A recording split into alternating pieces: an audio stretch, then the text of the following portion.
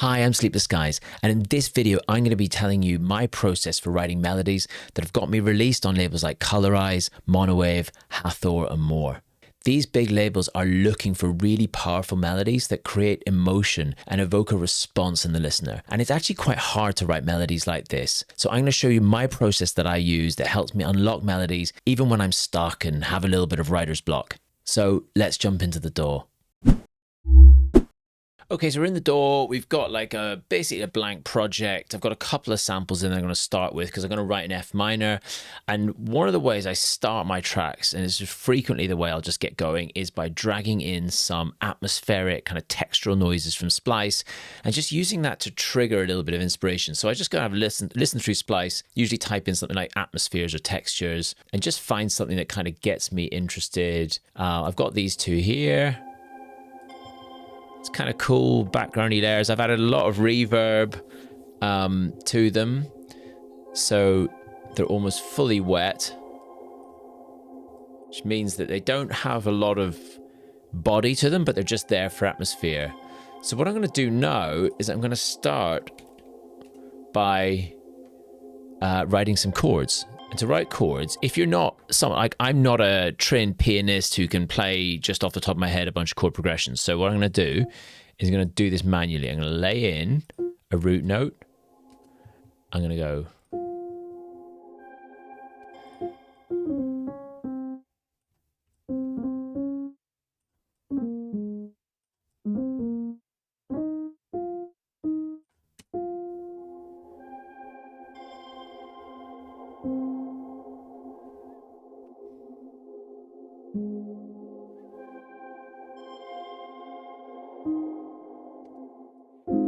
So let's see what that does when we get that in there. So I'm now building up chords. In fact, let's start with a perfect fifth.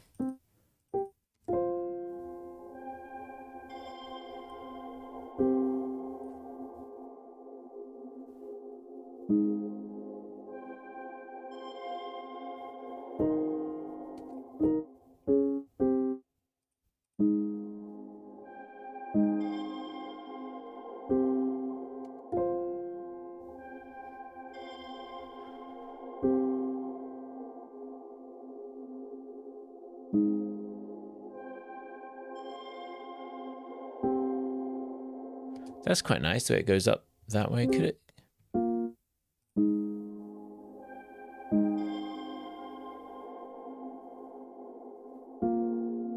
Yeah, I think that's probably nicer actually. And then what I'm going to do is I'm going to get a third in each of these. And this is, I just tend to follow this process every time. And then I'm going to invert that upwards like that.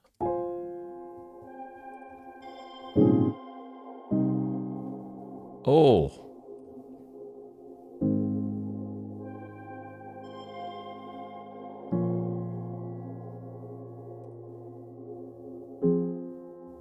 Now I might mix these around a little bit.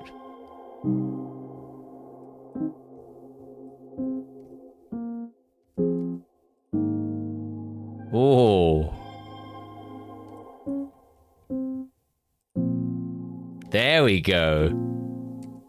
So I've just moved those notes down a semitone, and it's made the whole thing more interesting straight away.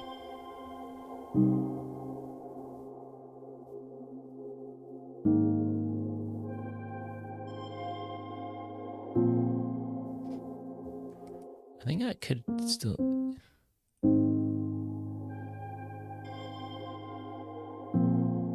Oh, yeah, yeah. See, sometimes it's nice to have these like consistent notes in.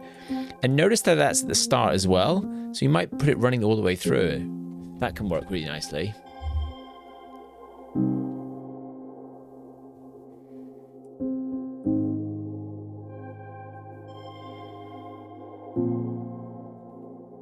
That is nice. So, simple chord progression. Now, we could do a second version. So where it goes here.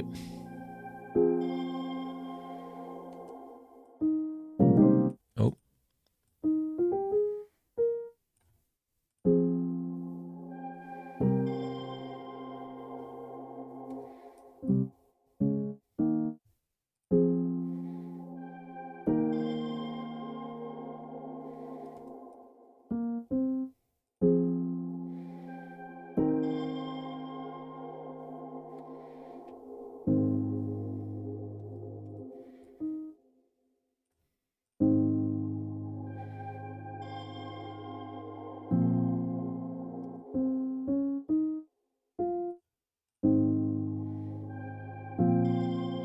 There we go. So the second time through, it's just going to be a bit more interesting. Like, and now we feel that we've got this story that's emerging with chords.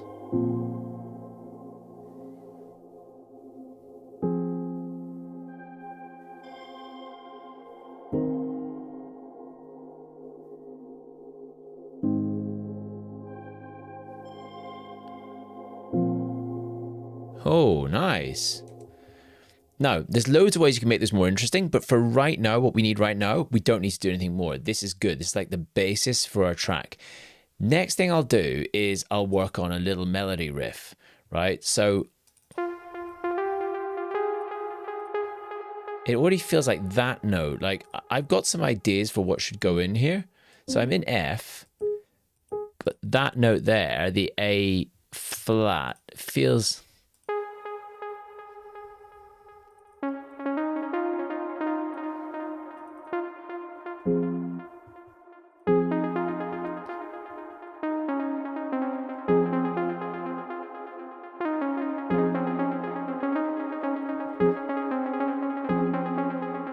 Ooh, that's kind of nice, isn't it? So with...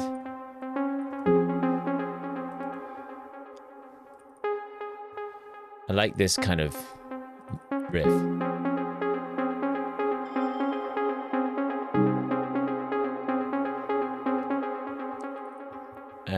There's quite a lot of spatial effects on this, so I might...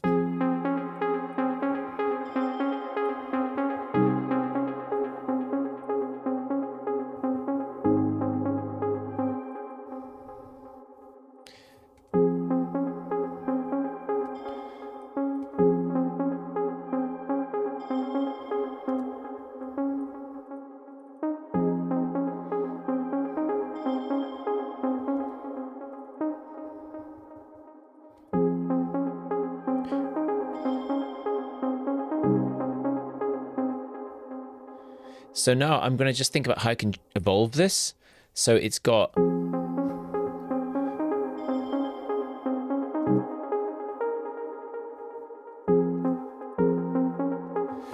What I might do now at this stage is pull this all into the other side, the other view here, so that I can start to work in it a little bit more easily, because otherwise I'm playing it from the start every time. It's a bit annoying.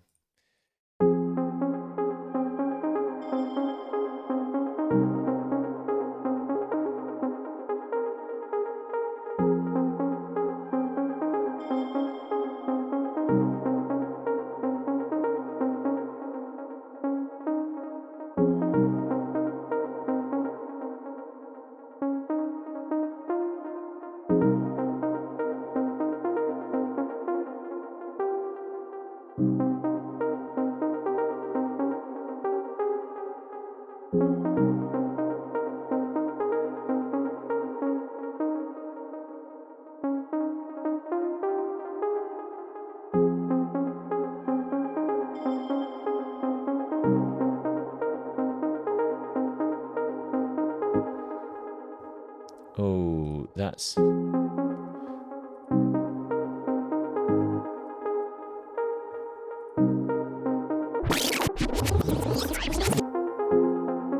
think it's better if it comes down at the end.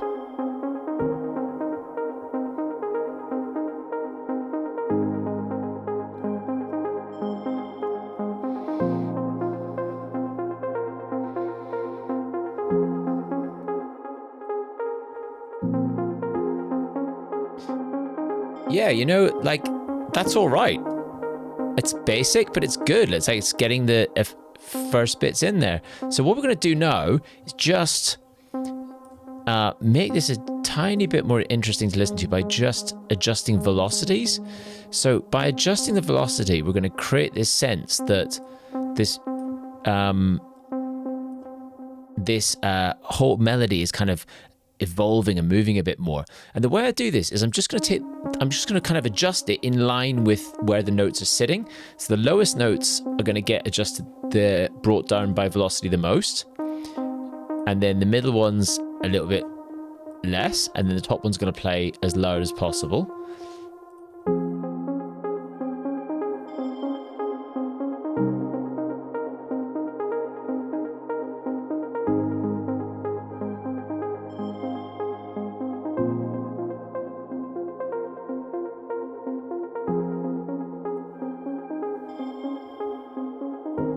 The other thing you can do here is just add a bit of groove. So this swing logic 16th 53, I like this quite a lot.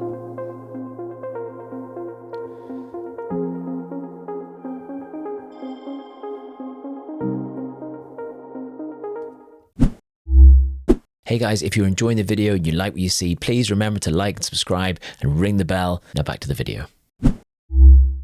Okay, so that sounds nice. So we've got chords, we've got textures, we've got a little melody riff going. The other thing I might add at this point is a arpeggio. So let's see if we can add a little arp into the mix. I'm going to get another edition of Diva. And you can do this in different ways. Like, I'm actually thinking one of the things this track might really like is almost like a little kind of going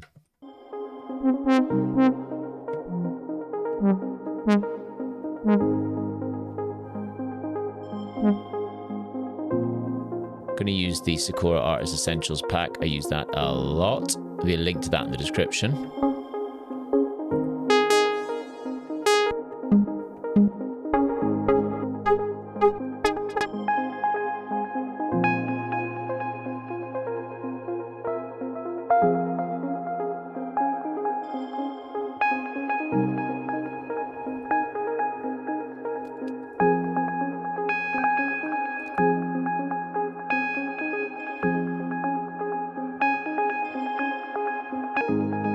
Might see if I take the actually if I take it down an octave first.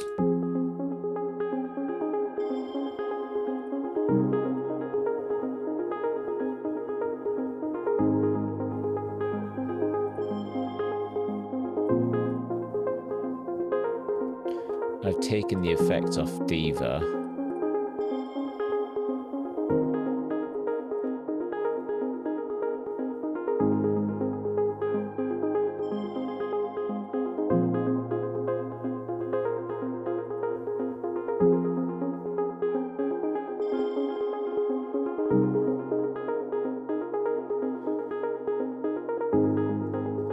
Now, the other thing you can do here is we can just put in an actual arp. So that's quite nice. It's adding a little bit of movement. But if I go, so I'm going to put this in here. And then we're just going to go and see if we've got any, let's see if we've got some arpeggios here.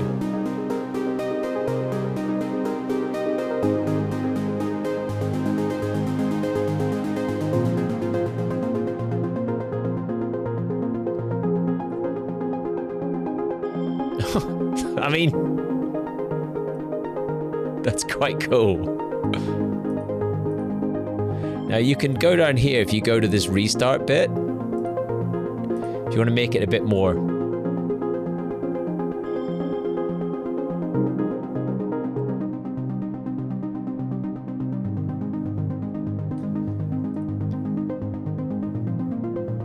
If you make that an odd number, you'll find that it's just a bit more interesting.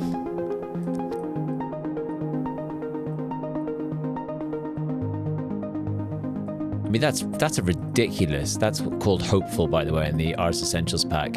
That's ridiculous. And I've just put the chord progression.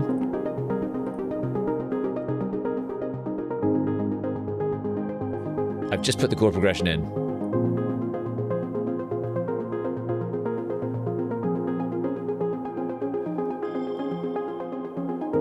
So, like, at this point, we've got the basis of a track, and I've just thrown this together. Like, it's not, it's kind of come out of nowhere. It's quite a nice track, actually. I might finish this off.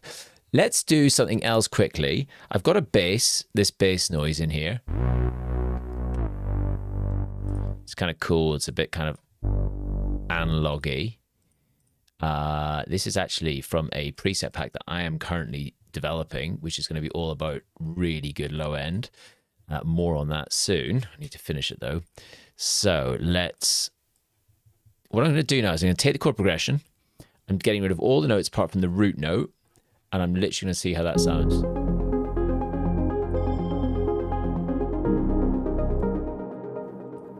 bit low.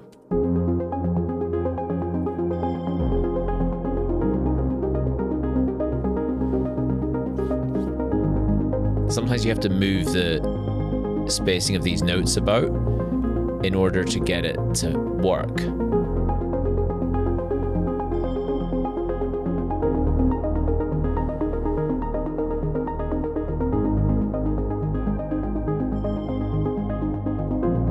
Should we see what it sounds like with some drums in it?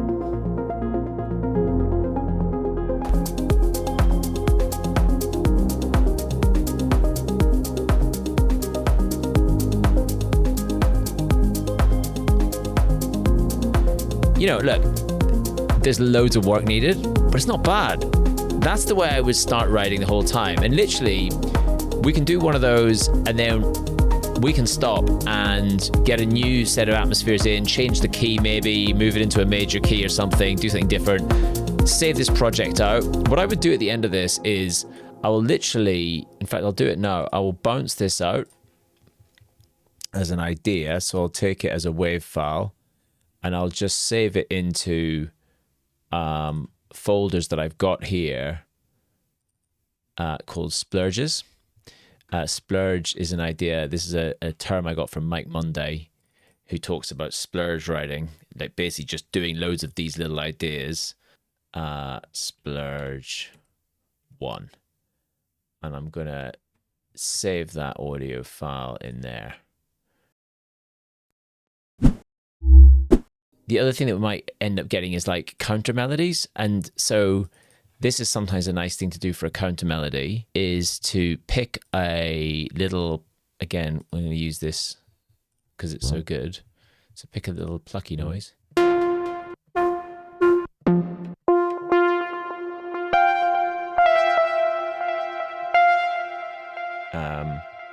Let's take the delay and reverb off that. So we've just got this, and then put Supermassive on, because Supermassive just makes everything sound great. And not everything, obviously. Hygiene factor, it's Supermassive. Right, so we'll need to control the hell out of that reverb tail, but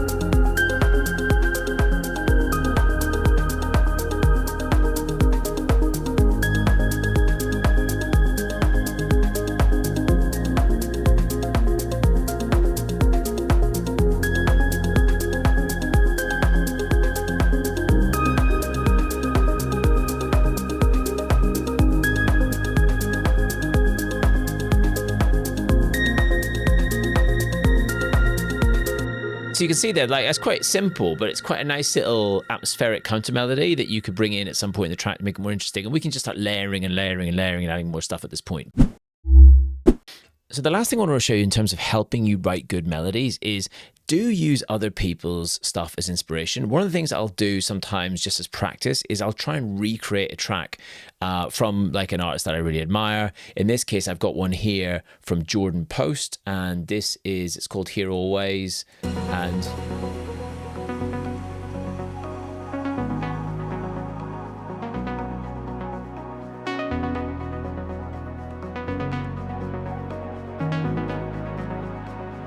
beautiful, beautiful piece of music, right? And so I've tried to recreate it myself.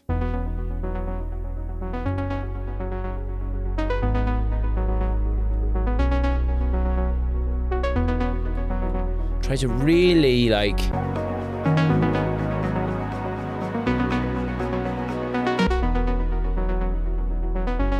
really dial into like, what's this sound he's got going on here? You know, I've used a Sakura Artist Essentials plug called Beyond, and then just edited it slightly to make it really fit with some Echo and Valhalla. I've got this.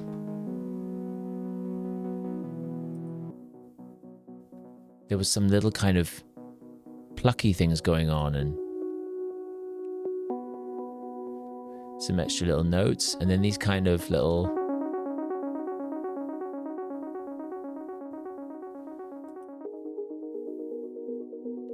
and this is an ARP. So you can see it's all layers, you know?